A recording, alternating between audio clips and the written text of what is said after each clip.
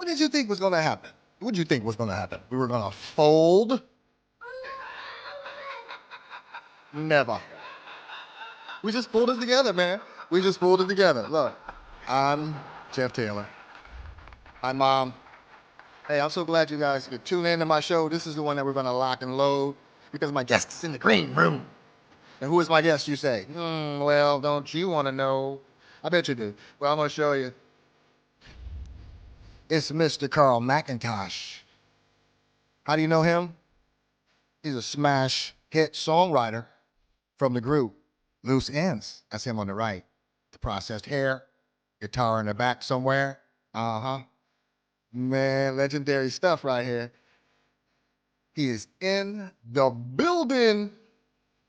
So, but before we get into that, I'm gonna run a little news bit I got right here. Let me bring this down here because I got news to share. So let's do that real quick. Carl don't mind. He's gonna wait. He said he would wait. What's in the news? I did this before. I'm gonna do it again. I'm just that kind of dude. Listen, we live in a cancel culture right now. So when you got the stage, it's best you be careful what you say and who you say it about and how you say it because they will get on your shows. They will attack your pocket. And young DaBaby is learning that now after getting on stage and saying some things to the entire world that he probably wishes he hadn't said. In fact, he woke up Sir Elton John and Moneybags Madonna, and they speaking out against him, saying, "No, bruh, no. You are not welcome here speaking that kind of language." And, you know, they got a good point. But this one really hurts because Dua Lipa on that remix he had of Levitating was pop, pop, pop, popping all over the world. They yanked that, man. They pulled that off of radio. It's now, it goes from verse, hook, to hook before it goes out. There's no more rap. And I feel bad for the young dude. I hope he learned something from the process. But I've seen some Twitter stuff recently that makes me think maybe he hasn't. And that blows my mind. But anyway, onward. Kanye is in the news, baby. Listening parties. And he's selling a lot of these red puppy jackets, like $7 million worth out here. I live in Florida. I don't need one.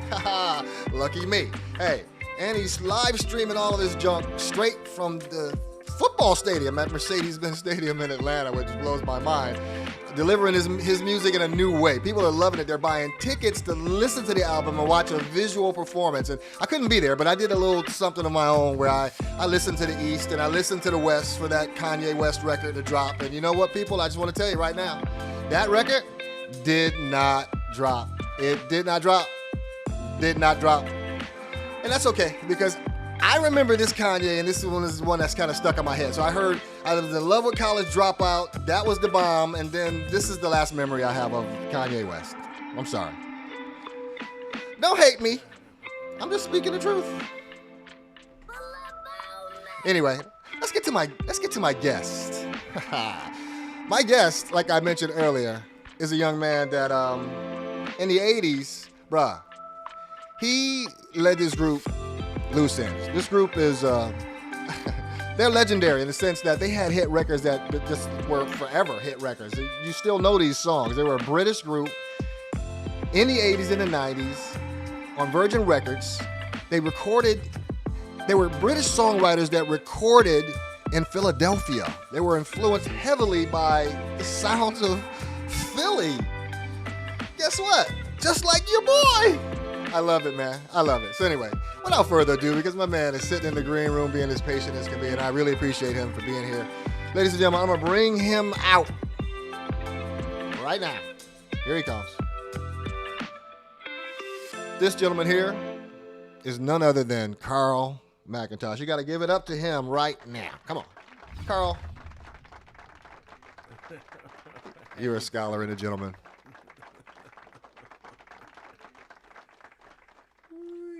Thank you. Was that a wild ride through, or what? Very good. Very good. Thank you, my brother. I'm so glad you could be here, man. What do people know you from? Probably from the song Hanging on a String, Slow Down, Watching You, Mr. Bachelor, that sort of stuff. From the 80s, the group Loose Ends. Man, I'm telling you. Listen, that song right there, Hanging on a String, that guitar lick in that song was a tricky guitar lick for me to learn. And I remember spending a lot of time trying to learn that lick.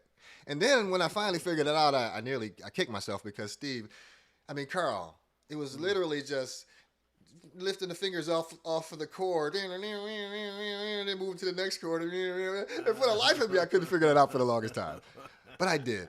Anyway, ladies and gentlemen, again, the legendary Carl McIntosh is on the show. Thank you so much. Thank you so much. So yeah, the guitar thing was quite easy. I used to be in a group called Uptown People, and the guitarist in the group, I was the bass player, and the guitarist in the group, he used to lift chords on and off like that all the time, and I learned that from him. His name's Lawrence Delabank. And so later on, maybe about 3 or 4 years later, I joined a few different groups. Mainly I was in a lot of reggae groups. Then I joined the group Loose Ends and as a bass player, and worked my way up from bass player to guitarist to songwriter, and being a songwriter, I had to sing the demos for the lovely Jane Eugene, the girl that sang lead vocal, and then I ended up singing on a few of the demos, and then I became, lead vocalist, whatever. So that's how I kind of came up in the band, and was able to do so much different work, on drum machines and bass and all this stuff, and programming. So Jane, you worked early on with Jane, kind of prior as the group itself was developing in the Loose Ends, is what I'm hearing you say? That's right, yeah. See, I wasn't the leader of the group. The leader of the group was the other guy, Steve Nicol. He was the guy who put the group together. But the songs definitely came from me, and I was like one of the guys that said, well, let's try this, and then it worked, so I had a little bit of a headway on that, in that department.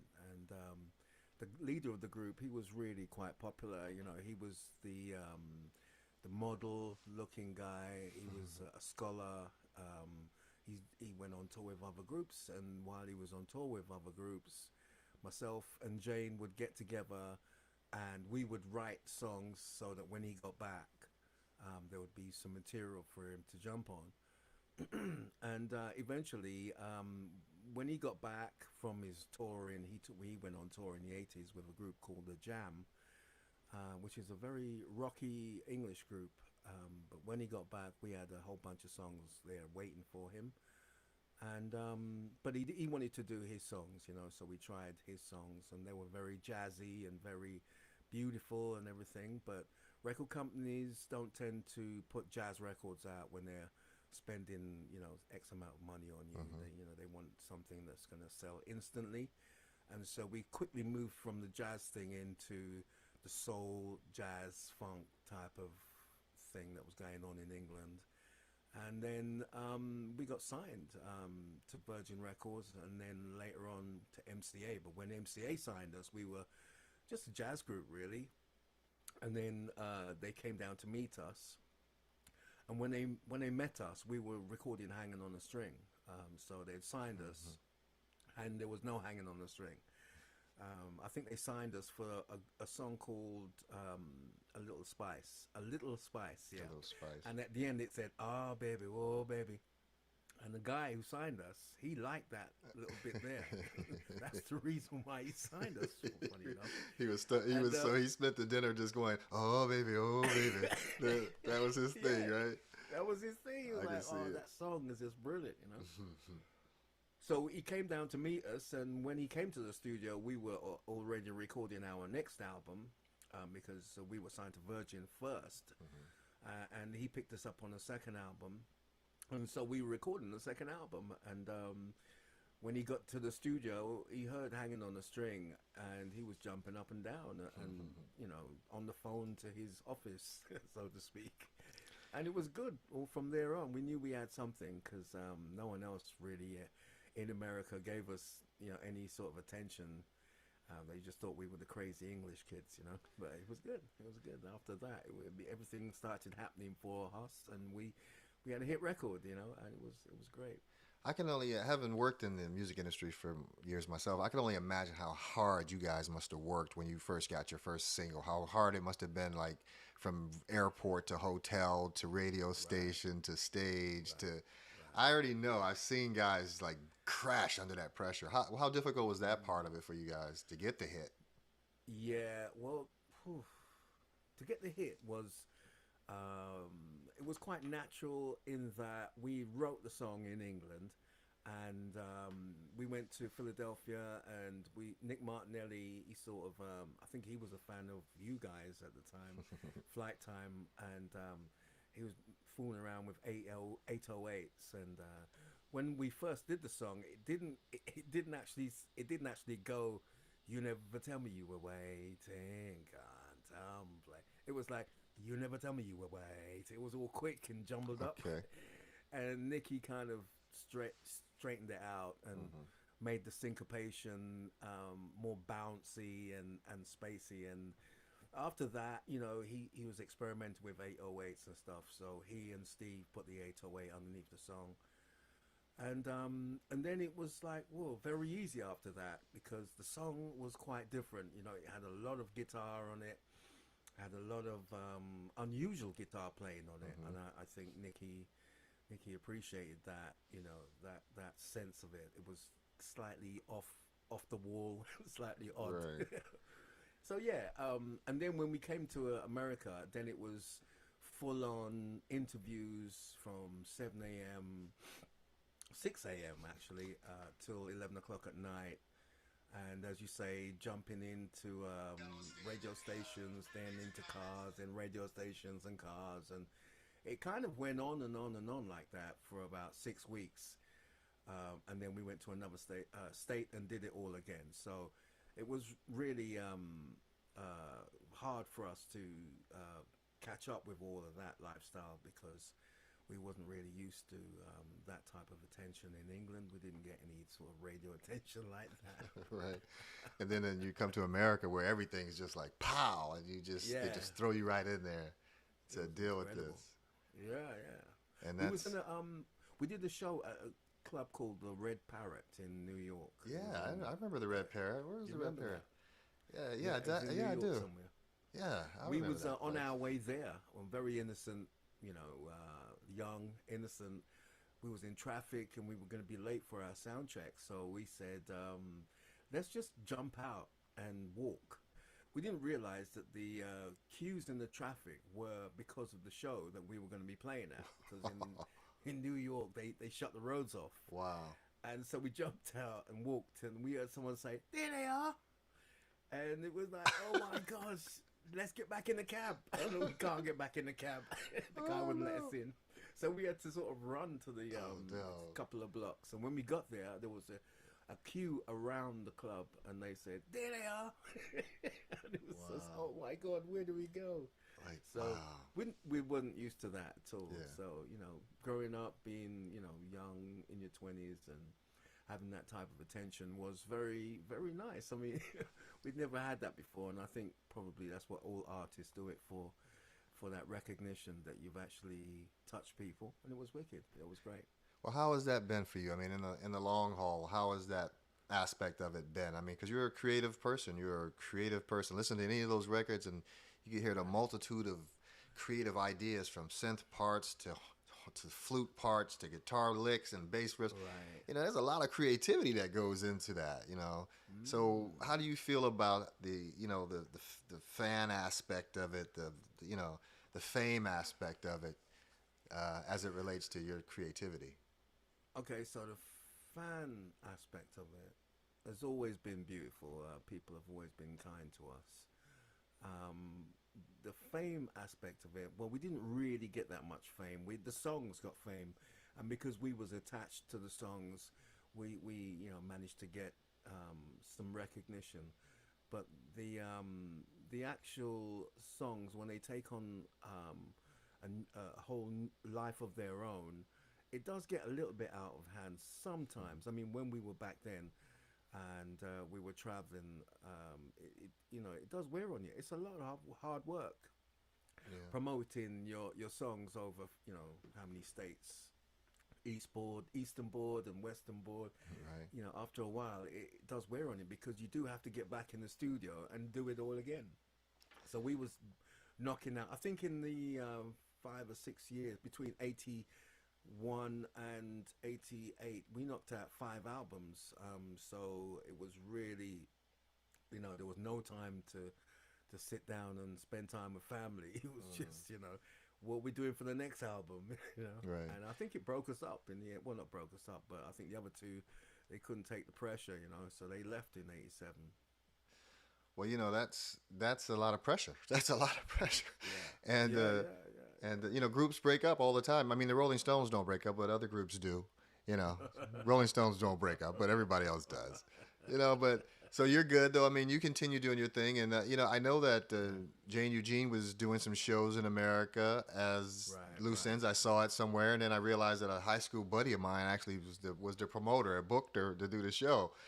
And I thought, Okay. and that's and because we were in high school, like in that during that time, you were like our favorite group, so we were like, so I was like Right. really happy that he was able to do that. I was like, that's awesome, bro, that you're doing that. But I was like, is Carl in this group? Yeah. So, Because okay.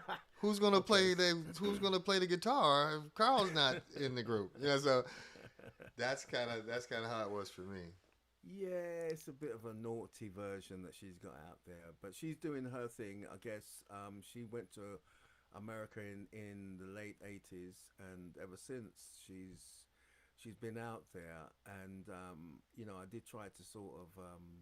It's like she was calling for the group to get back together again when we did the Pete Rock song, and we did come back together for a short while. I flew out to America and did all I can do to make that happen. But Jane, she had a management company in the wings, and No.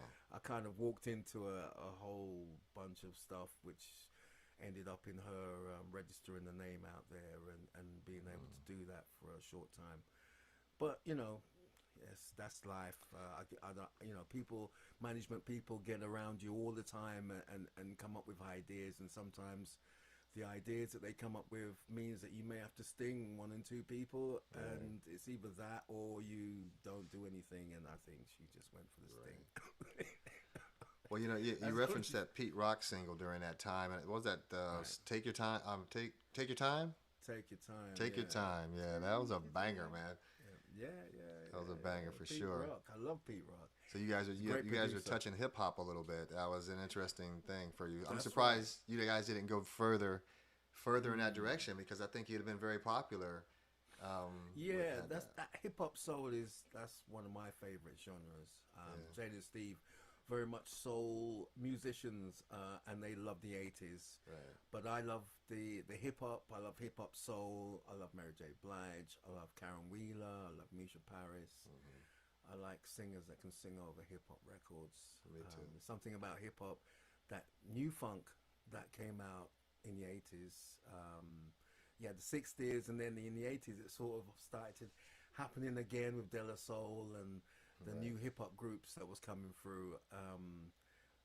And I loved it. I have to say, and I ended up doing a whole album of hip hop soul in the '90s on my own. So called Look How Long, and I really loved it, and I still do love hip hop soul. I love that whole lovers rock. It's like in reggae we say lovers rock, but it is hip hop soul. It's like a hip hop beat with a singer on top and a great bass line, and that's really where I do love all that stuff. But Yeah. shortly after this, I think it was '98 we did that. The music industry changed really rapidly coming up to the 2000s, and it got into a lot of got started to get trappy. A lot of trap music started coming out, and Yeah. that Atlanta bass thing, and then Yeah. it just started moving away from it. So Yeah. we was like, no, come back. Right. But I guess it went into neo soul, and then things started to change, totally again. So we didn't get to ride that wave at all. But I enjoyed working with Pete. I love that album actually, and Pete's a fellow Jamaican because we got Jamaicans in England, I don't know if you know that. Yeah, I knew that. I knew that. Yeah, definitely. Yeah, A we lot got of Jamaicans in a lot of Jamaicans in England, from what I remember. That's right. That's Yes, right. sir. Yeah, yeah. We got, and that's almost why the music sounds. The bounce is a little bit different out here. We have a slightly different bounce. It's a little bit of Caribbean in it, so Hmm. it does make it sound slightly off. And I think that's probably what the difference between what Jam and Lewis was doing and what Loose Ends was doing. We did the song "Let Me Be the One" by Five Star, Hmm. and it's a similar bounce. It's a little different. It just moves a little Hmm. differently, and we did a few different things with Five Star, and groups like that. There was a few groups that we worked with, and you do hear that little English thing in it. It's ticking away in the background. So yeah, it Yeah, was good. I love that. I always loved that though. That was great. Yeah, yeah, That was yeah, yeah. that was It's a great because different sound. we were we were rooted in James Brown and then Prince and Right, right. and the Isley Brothers growing up. I mean Rick James. I grew up in the Mm. same neighborhood as Rick James, so yeah, Wow. he I No way. no, yeah, I totally witnessed the Rick James become Rick James, and Because Rick James' brother has done the artwork for the Loose End single, the new single. he did. Yeah, yeah. The Leroy Johnson. I don't know if you know him. Leroy. Yeah, yeah. He's actually he's the guy that did the artwork for our single. For the which one? They're gonna make you mine. Gonna Make You Mine. Yes, Really the new awesome. Gonna Make You Mine 2021. Yeah, yeah. He's an That's artist. incredible. So Yeah, it's, yeah. we're all I love tangled Rick and James. tied together somehow or another. But yeah, That's right. that's interesting. That's But right. my point was that we, being rooted in that music, I mean, we knew what to expect. And then for us, the British invasion was the Beatles. That that happened in the Right. '60s. So nobody wasn't expecting funk Right. from the Britons. You know what I mean? When that came, you smashed everybody in the head because nobody was expecting the Britons to be funky. Now what? What? That drum machine is popping. That ain't. So there's a lot of guys that will not admit it, producers of note, Mm. but they learn how to program the 808 based on listening to your songs. Wow. I I mean, know this. that's amazing because we did put out a few, two or three record companies in America, but a lot of record companies turned us down, saying that they had groups kind of like that. They had that already, type of thing. They had Hmm. groups that were soul groups, and they didn't see nothing special with the group. And then Hanging on a String, well, after we were picked up, Hanging on a String came out, and we went to a party in New York, and I met a lot of the record execs that passed on us, and they were like, "Man," the first thing that came out of their mouth was, "That song wasn't on the CD, or that song Yeah. wasn't on the tape." Right. Of course. So yeah, we got to have that moment. That's But yeah, nice. it's just different. We were trying to do soul music, and it was not the conventional soul music. Right. It was always trying. We were trying to do something in the future, type of thing. Um, and Britain didn't really get us. I'd say that the pirate radio stations, they got us because they understood where we were coming from. They recognized the sound, and we were like the reggae man soul in England. Hmm. And we got to enjoy a lot of airplay with the pirate radio stations. Hmm. Interesting. So we were like ghetto fabulous, if you like. We weren't on national radio, but we were on smaller You're on hood regional radio. radio Sure. stations. Yeah, and then in America, it just took off. Like really, it was beautiful. Everywhere we went, people understood what we were doing, and they understood the sound. And it was didn't really mean anything to us, but it sounded so different in America, which was very good. I really enjoyed that. There you go. Yeah, I mean, like I said, I'm a big fan, man, and I love the music, and I played the heck out of the records because I just love the production value, and I love Right. the stuff you guys would say, like yeah dum dum da day dum yeah da Wow. day. Like, Yeah, what yeah, does that even mean, Carl? yeah. What does that mean? It Well, you don't have to thank matter, Jane for that. huh? You have to thank Jane for that. Jane, I was playing my guitar, and Jane just she just started singing, you down, down, that you know. So I mean, we just kind of picked it up, and that was just one rainy Saturday afternoon in Philadelphia. Just practicing guitar, and Jane just came and said, "Play those chords again," and she just started singing, and it was a very creative time. But that you don't that they don't, that's from reggae, really. Yeah. That's like a reggae lick, really. I have a memory of being at a party and somewhere in New York, and there was a bunch of thugged out guys in this party for whatever reason, and it was New York in the when the baggy clothes, and Right. it was one of those parties you didn't know who had a gun because everybody's clothes were super baggy. But that song was on. I just have this vision of all these thugs in the club. Dum dum da da da. And I was just like, what? I like that's universal right there. They ain't gonna they're gonna just chill for a second and vibe with this horse, Wow. because it's definitely one of those hooks that you know that you just don't ever. You don't understand it, but you don't care because the melody is carrying you, and that's something that Jane Eugene was really good at. A perfect fit for that Yes. group with you guys. Yeah, definitely. She was a great songwriter.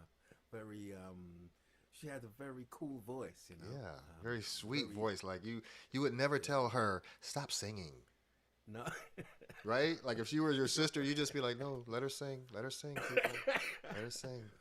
And it used to get on my nerves, like, because she used to practice, like in the street, like you'd be going somewhere, and she'd be like, Yeah, and you'd be trying to buy a bus ticket, and she'd be behind you.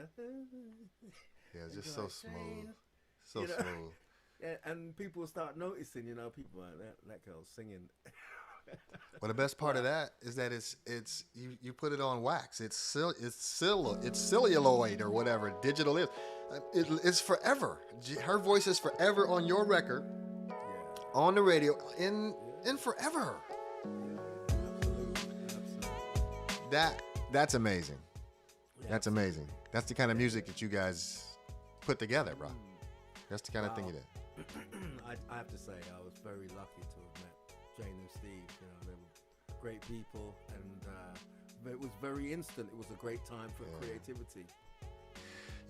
People, things happen, groups break up, people come and go. But guess what? The reality is a true musician like yourself, he just keeps it moving. So talk to me, man, because it looks like I'm seeing and hearing that you got new music on the horizon, man. Right. This Right. is Yeah. this is awesome. Yes, we do. Yes, we do. And this is just the beginning. This is just the door opener, really.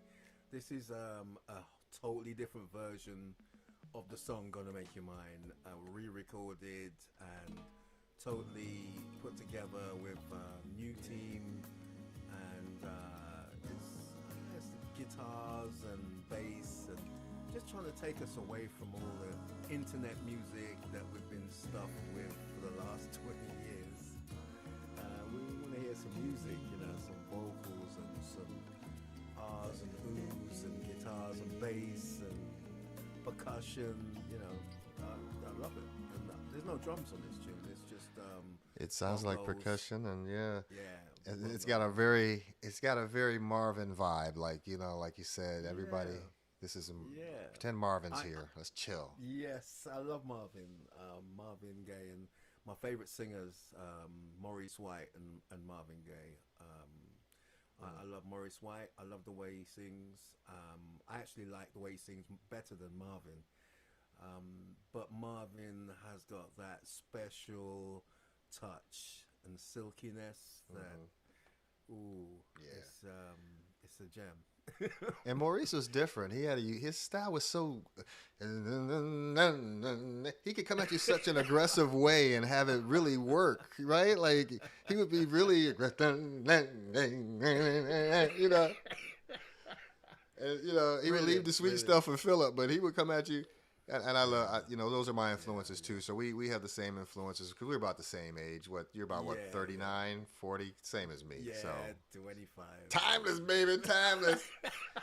Man, look, Carl, I've taken up enough of your time already, but if you could indulge me before you go, really quickly, man, I just wanted to show you a couple images, man, and just tell me really quickly what comes to mind because I want to get into the psyche of my friend here. Mr. Carl. So, Carl, you're going to look at some photos, man, and you basically are just going to tell me what comes to mind when you see these pictures. Hold on, not that one because you already know about that one. But when you see this, what do you think of, bro? That's the 808 drum machine. Classic. When I think of hanging on the string, slow down. Nights of pleasure, programming that drum machine, trying to figure out what CY means and RT and CB means. Let me just say this. You nailed it. You figured it out. How about this, man? What comes to mind when you see this? Okay, so that's a cup of tea. British people love a cup of tea. I know it's very odd, but they do. They actually love a cup of tea. I know. Especially in moments of darkness or wilderness. And wilderness. Yeah. Well, look, you also know what this is too. I know you know what this is, but before you say it, I'm gonna try to make you comfortable because I want my guests to be comfortable. So, in all fairness to you, here's another picture related to that picture. There we go. Yes. You guys call this a football? That's a football, yes. That's a football. Yeah. That's a football in America. That's a football. Right. Okay, yeah. And you see, so we play football, and our football is your soccer, or vice versa. Or Our soccer is your football. Yeah, exactly. Exactly. No, our football. Yeah, exactly. Something like that. Something like that. So, well, check this out. My last image, bro. I'm gonna run this by you real quick. Why? Right. What's up with this, bro? Yeah. Yeah. That's why I apologize for that. In all That's, fairness, how man. They used to sell fish and chips. Yeah. In all fairness, Either way, they're good, though. Yeah. That's are good stuff. Fish and chips, Carl, man, Carl McIntosh, Yes. ladies and gentlemen, is on my show, ladies and. I'm so stoked, man, that you could be here, bro. I really appreciate you taking the time, man. I mean, it's like I'd love to be able to talk to you again because there's more I'd like to talk to you about, man, in the future. Yeah, you know? there's so much. Especially the octaves on the guitar. I am a fan of Wes Montgomery, and I love all of that stuff. And I try to get it in there as much as I can do. And hanging on the string, they let me do it. Yeah, that's awesome, man. That's awesome, and I'm so glad you're still making music and playing, bro, because that's awesome, because look, like I said, Rolling Stones don't break up, and Mick Jagger is 75 or something. Right. I heard Charlie Watts is just sitting out. He just recently announced he's sitting out. He said he can't. He's losing his rhythm a little bit, so he's not going to be on the tour. But they're about to hit a tour. That's what I'm saying. That's what I thought. Yeah, but they are. Money. They make a lot of money on A lot of money, man. Go ahead and do that and wrap it up. I don't know why they need it, but get out there and just be young. You're forever young. Forever young. Yes, that's the one. Carl, we'll be looking for new music for you, man. I'll be looking and checking for new music. I'm looking forward to an opportunity to chat with you again. Ladies and gentlemen, this is the one and only Carl McIntosh, the amazing Loose Ends, the R&B hottest group of the 80s and the 90s. In my opinion, that was my man. I'm so glad he was able to come to the show. Listen, man, I want to talk to you guys about my next guests who are coming up. It's going to be none other than Ricky Paget and Desi De Laurel, and they are a team, bruh. They get together and they do some interesting music. They have a show and a setup they call Parlor Social, and it's something that it's kind of really cool, man. Check it out. They get it in, bruh. They really do get it in. I want to let you a little clip of what they do.